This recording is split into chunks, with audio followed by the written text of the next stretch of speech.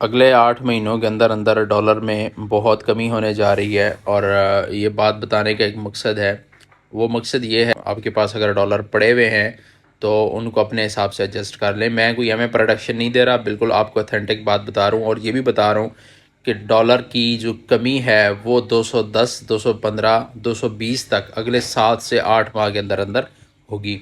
दूसरी चीज़ ये है कि मैं ये भी नहीं कह रहा कि नहीं नहीं ये बढ़ेगा या कम होगा, पता नहीं बढ़ेगा या कम होगा, ऐसा नहीं कह रहा। बिल्कुल ऑथेंटिक बात कर रहा हूँ, ऑथेंटिक प्रोडक्शन दे रहा हूँ।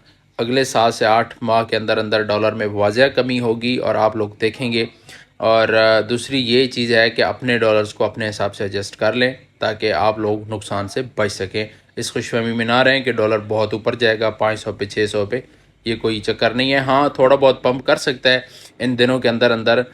थोड़ा अगर डॉलर बढ़ेगा फिर नीचे आएगा, ये हो सकता है। लेकिन जो 7 से 8 माह की